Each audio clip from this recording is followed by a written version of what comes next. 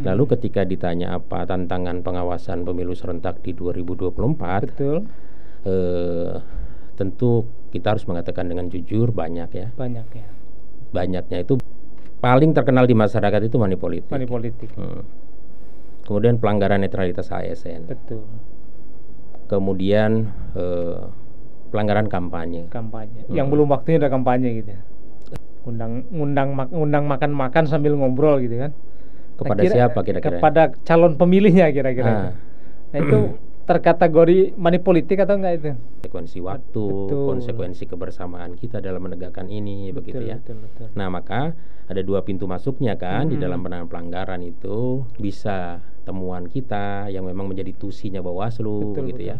Ada juga laporan. Nah tadi itu apa-apa yang tidak terjangkau oleh mata telinganya Bawaslu, ya tentu kalau ada masyarakat yang menyaksikan, yang mendengar, yang memperoleh bukti dan sebagainya, ayo bersama-sama kami dengan Bawaslu. Dan jadi misalnya jika penyelenggara pemilu dalam hal ini KPU dianggap tidak profesional dalam melaksanakan tahapan karena tidak sesuai dengan mekanisme tata cara dan prosedur, itu bisa diadukan secara administrasi. Siapa yang mengadukan? Bawaslu?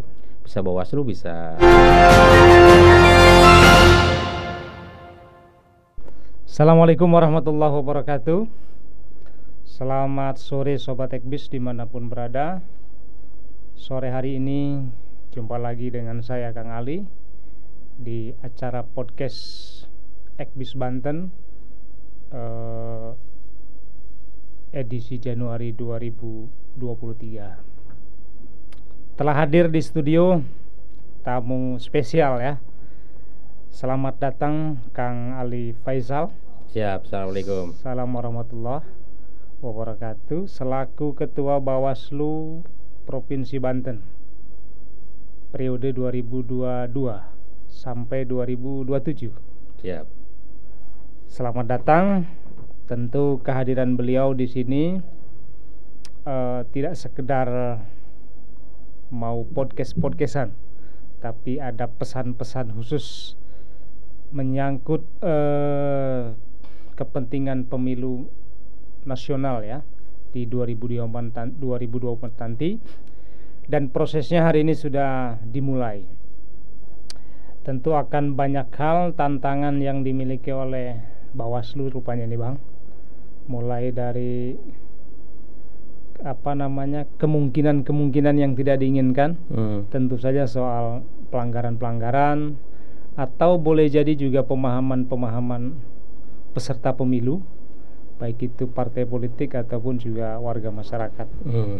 Nah kira-kira kalau bicara tantangannya Bang Ali, kalau hostnya Kang Ali, narasumbernya Bang Ali gitu ya. Ini tantangan terbesarnya kira-kira apa ini Bang Ali? Bisa dijelaskan, dipersilakan. Mungkin profil juga boleh disampaikan supaya pemirsa, pendengar Sobat Ekbis bisa lebih dekat dengan Ketua Bawaslu yang sekarang ini. Dipersilakan Bang Ali. Ya baik, Kang Ali. Assalamualaikum warahmatullahi wabarakatuh. Waalaikumsalam warahmatullahi wabarakatuh. Terima kasih sudah diundang di Ekbis ya, Ekbis Banten. Saya Ali Faisal, Ketua Bawaslu Provinsi Banten. Sebagaimana Kang Ali sudah perkenalkan, langsung saja pada pertanyaan Kang Ali, langsung kepada tantangan ya. Iya betul. Kang Ali dan teman-teman semuanya. Sebagaimana kita ketahui bahwa tahun 2024 ini tinggal dihitung dengan bulan untuk sampai ke sana ya. Hendak sampai ke 2024. Nah, dari sisi penyelenggaraan, karena di dalam aturan itu bahwa tahapan pemilu itu harus dilaksanakan sesuai setidaknya 20 bulan sebelum pelaksanaan. Jadi 14 Juni tahun 2022 kemarin sudah dimulai tahapan itu ya. Dan saat ini tahapan baik di KPU maupun pengawasan di Bawaslu itu sudah melalui beberapa tahapan. Yang sudah dilakukan adalah tahapan pendaftaran, verifikasi dan penetapan partai politik. Yang sudah dilakukan. Sudah ada partai politiknya. kemudian apa namanya sudah ada nomor urutnya, sudah diumumkan. Kami sudah melakukan pengawasan dalam proses itu, gitu. Lalu selanjutnya sekarang adalah pendaftaran bakal calon DPD. Sudah ya. Kemarin sudah ada 26 nama ya, 26 nama yang mengambil silon, ngambil silon lebih dari 26, tapi kemudian yang menyerahkan kembali untuk syarat minimal dukungan itu ada 26. Dan kita akan tunggu selanjutnya proses sampai verifikasi administrasi, perbaikan faktual, dan nanti hal itu yang menjadi tiket untuk pendaftaran sama-sama dengan pelaksanaan pendaftaran calon legislatif gitu. Nah, pada saat yang sama Bawaslu terutama sudah melakukan banyak tahapan ya. Kami sudah merekrut badan ad hoc di kecamatan, namanya itu Panwaslu Kecamatan. Oh, itu langsung yang menangani tingkat provinsi ya? Kabupaten kota. Ya, kabupaten kota atas direct langsung dari Bawaslu provinsi. Gitu. Tapi kewenangan merekrutnya di kabupaten kota. Sudah terisi di seluruh kecamatan. Berapa banyak itu, Bang? Ada datanya. Kalau kita ini datanya untuk Panwas kecamatan aja jumlahnya 465 orang seprovinsi Banten.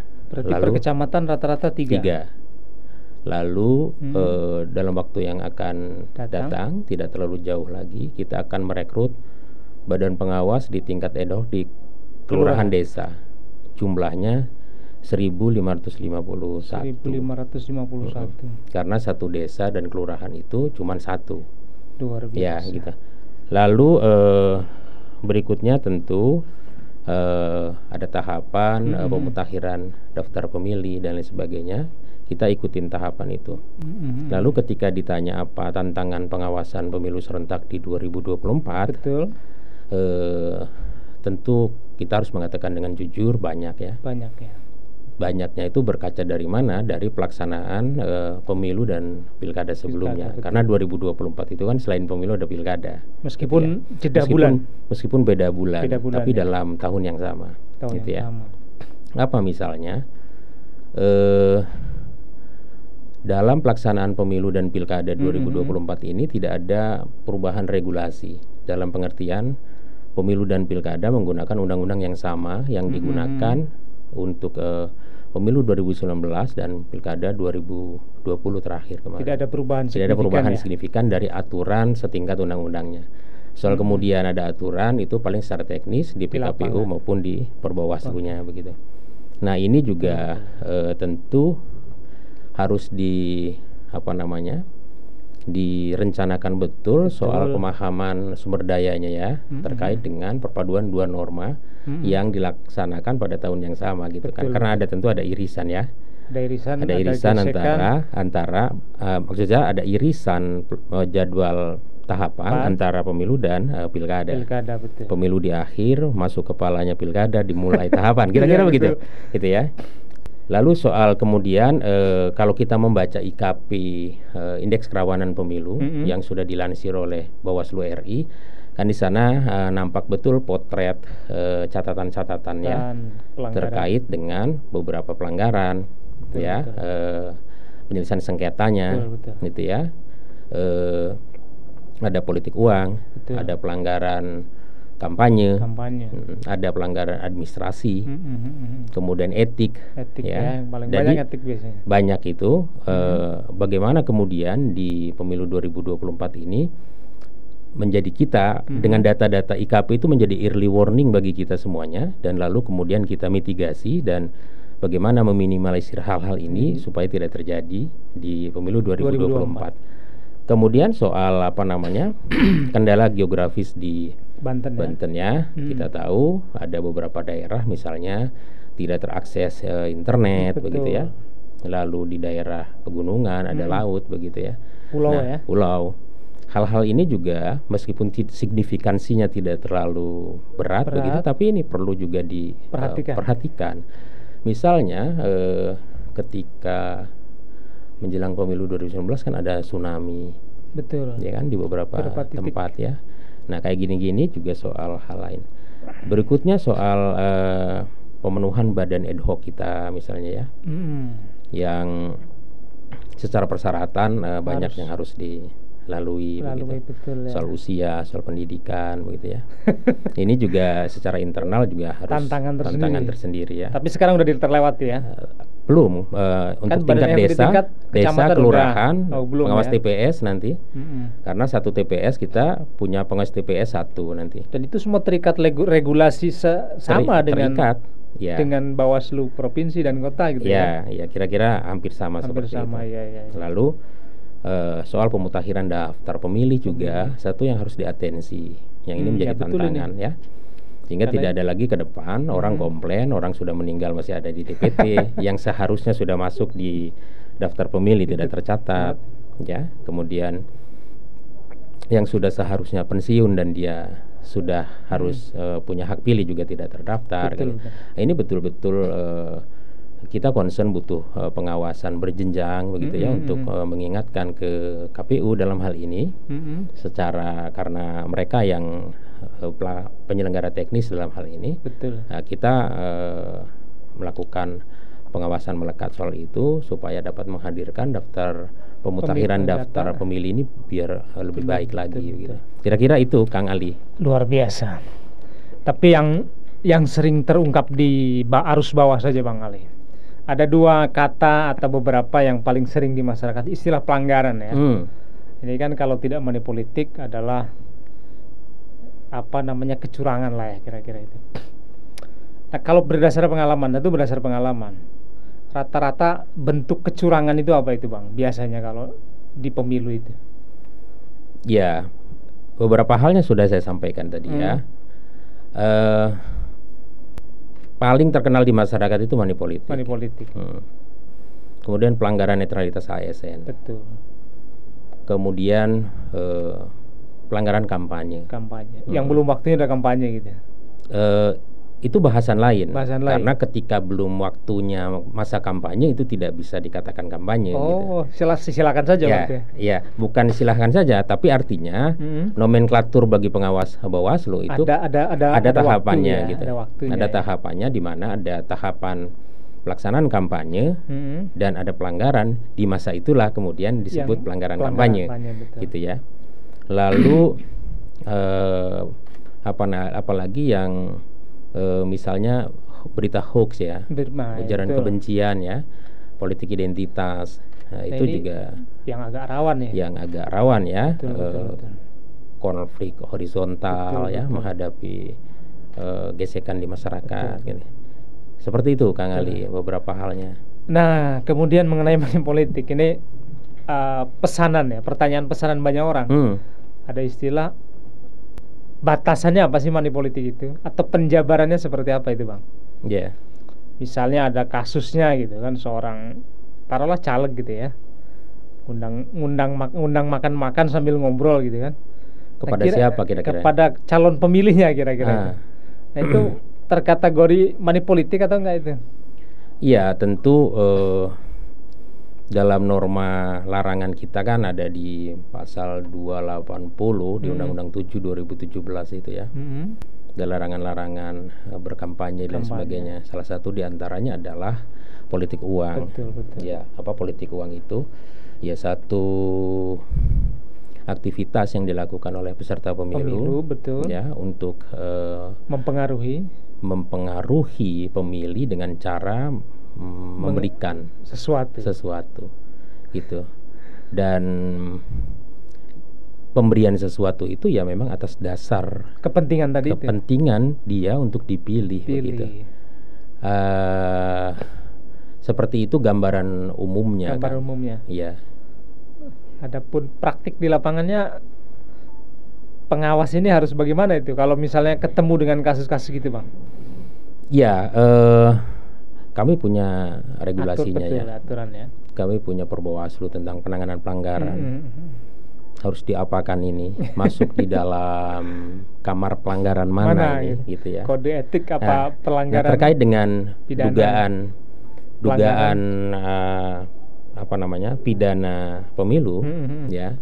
Itu ada lembaga namanya Gakumdu. Gakumdu, Penegakan Hukum Pidana Terpadu, yang isinya itu bukan hanya Bawaslu, itu tetapi gabungan antara Bawaslu, kepolisian dan kejaksaan, karena di ranahnya ranah pidana pemilu. Betul. Nah, dikajilah oleh Bawaslu apakah bersumber dari temuan atau laporan. Masyarakat. Dikaji syarat formilnya, syarat materialnya, batas waktunya, gitu ya.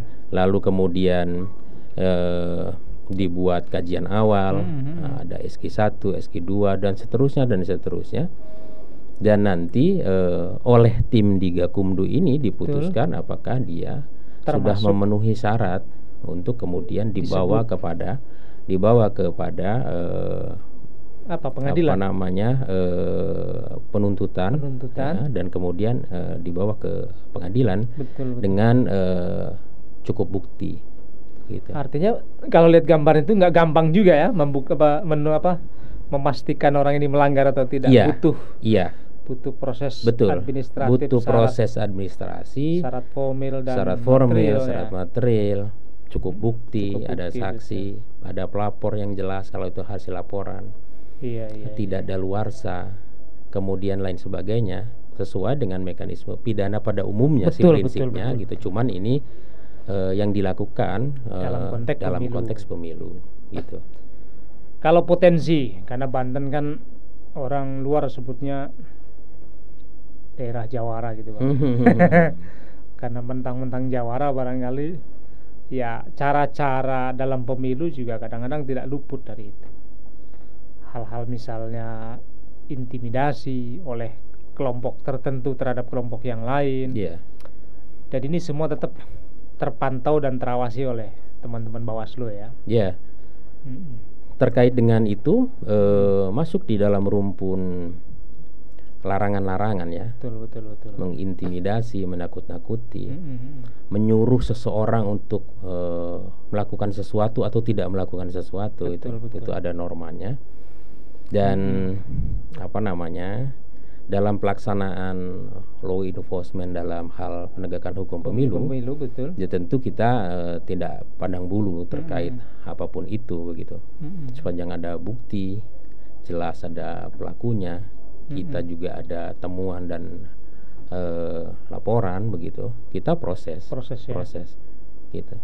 Nah, kalau bicara pemilu dan pengawasan, tentu kan ini tidak menjadi mutlak tanggung jawab Bawaslu ya Bang.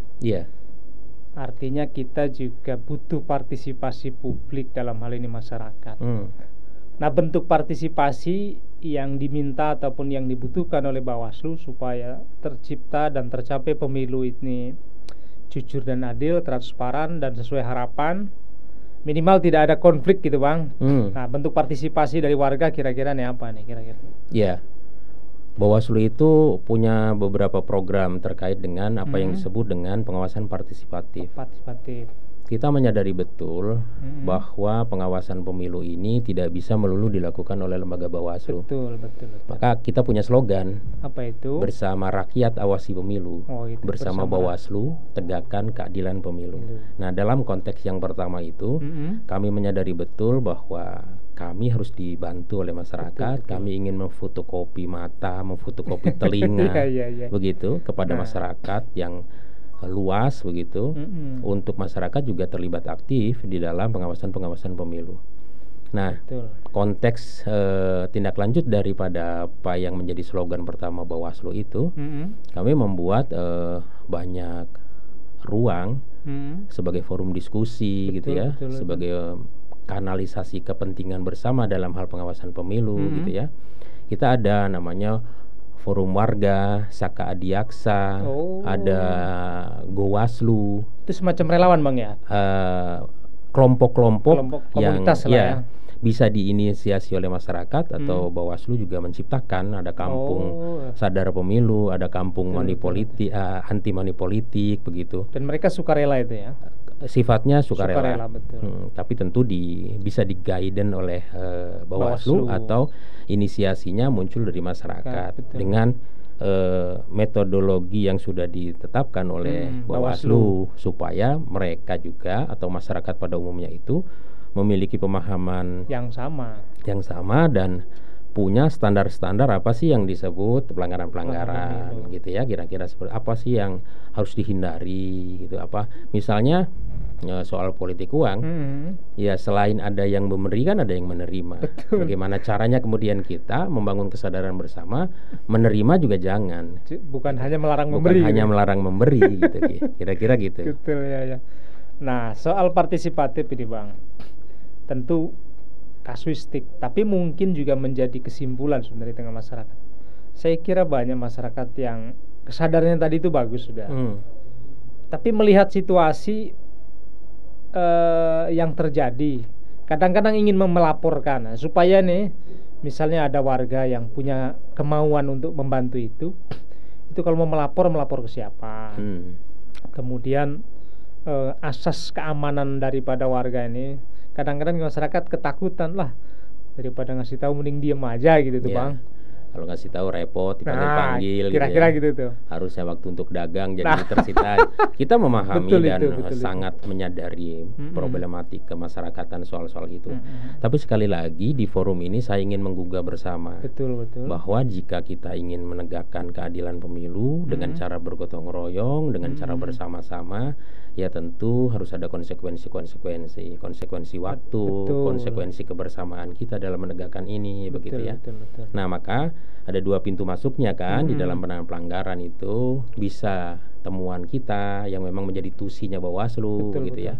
Ada juga laporan. Nah, tadi itu apa-apa yang tidak terjangkau oleh mata telinganya Bawaslu, ya tentu kalau ada masyarakat yang menyaksikan, yang mendengar, yang memperoleh bukti dan sebagainya, ayo bersama-sama kami dengan Bawaslu. Dan tentu memang kalau menjadi pelapor itu ada konsekuensinya, karena kan ada syarat formilnya, siapa pelapornya, begitu ya. Jadi nggak sembarangan juga memberi laporan gitu ya. Khawatir apa? Khawatir kan penegakan hukum ini kan harus ekstra hati-hati kan, jangan sampai salah orang, salah sasaran dan sebagainya, dan ada motif-motif tertentu yang justru kontraproduktif dengan semangat penegakan hukum, begitu. Nah, seperti itu kan. Iya. Jaketnya dirapihin. Sambil minum Bang, minum kopi ya Bang. Nah, kopinya mantap kayaknya nih.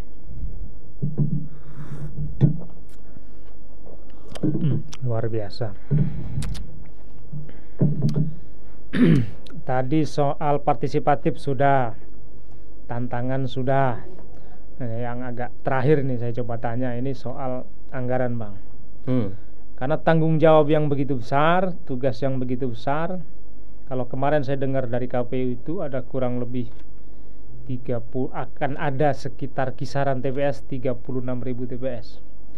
Berarti dari pengawas pemilu juga sama, jumlah itu akan sama di TPS ya? Tidak sama. Karena jumlahnya beda. Misalnya tingkat kecamatan aja, kami itu memiliki komisioner di tingkat kecamatan itu 3. Sedangkan PPK 5. PPS kita cuma 1.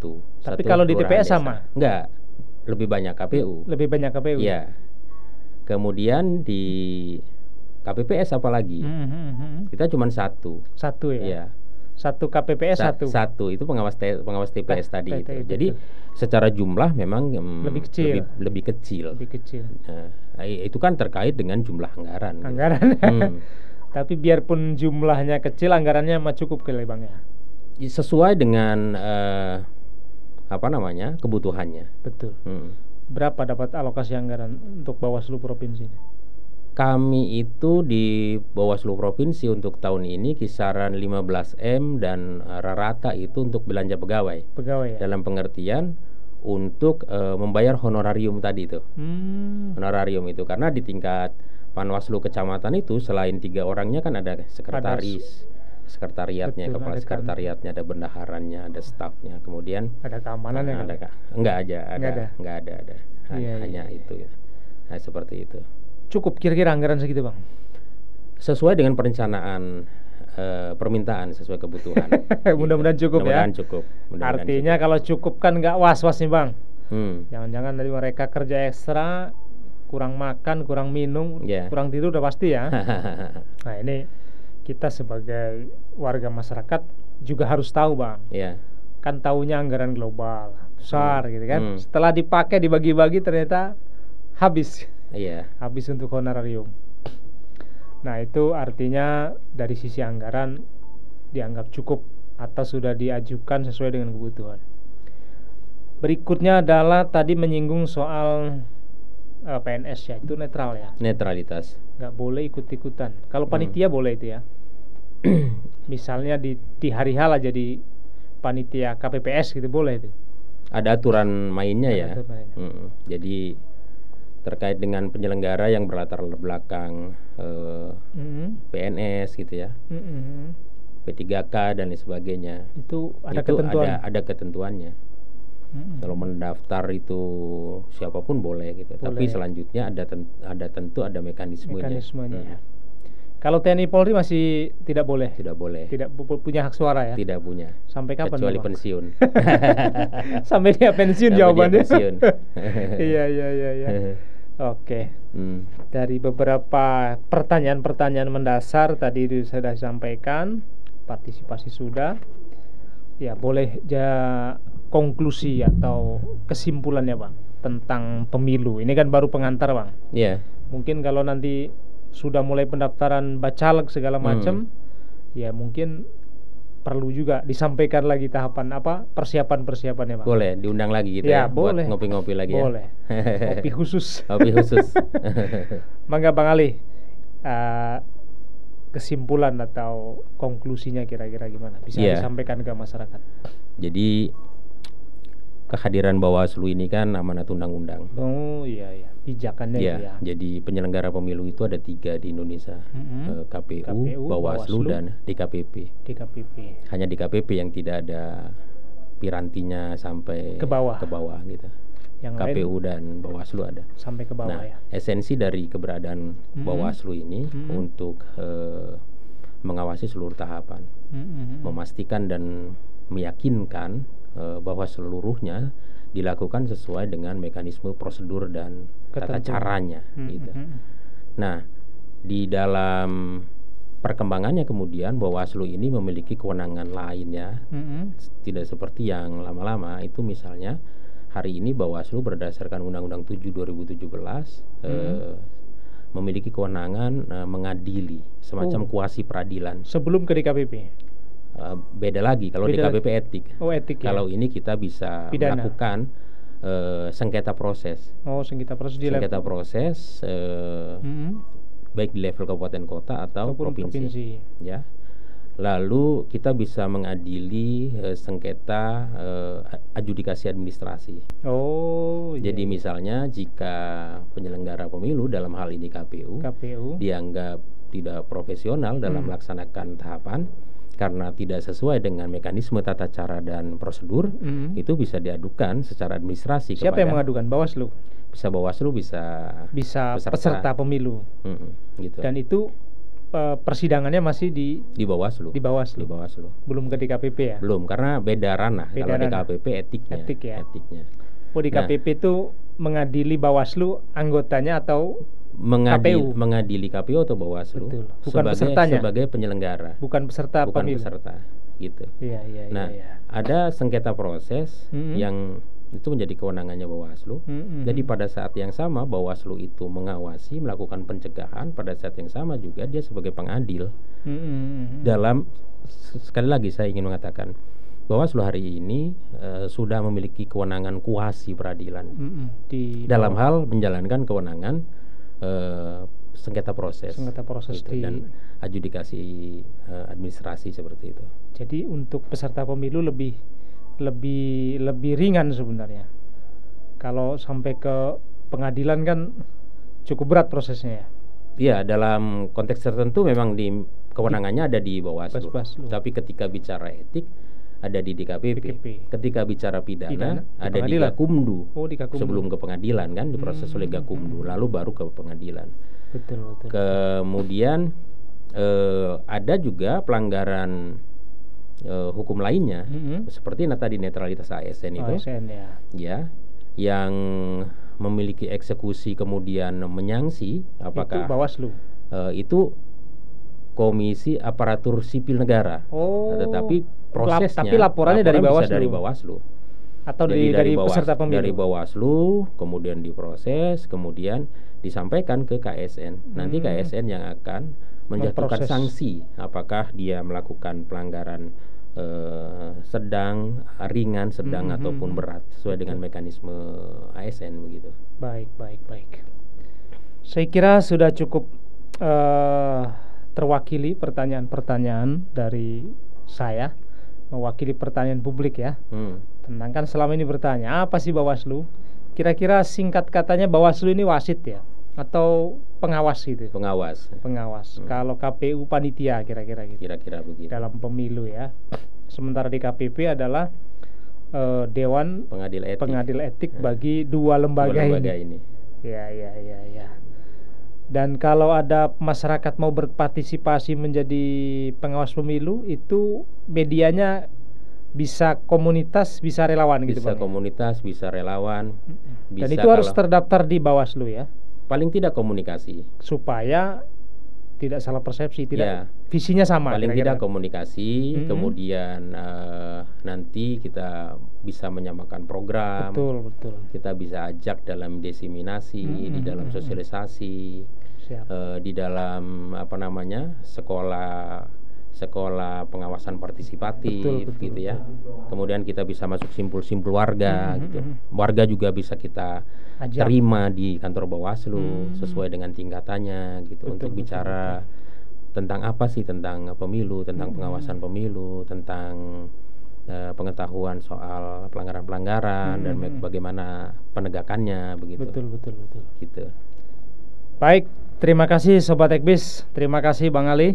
Sama-sama. Sudah hadir dan sepertinya masih banyak yang mau disampaikan oleh Bang Ali, karena ini perdana ya berjumpa di Ekbis Banten. Ya.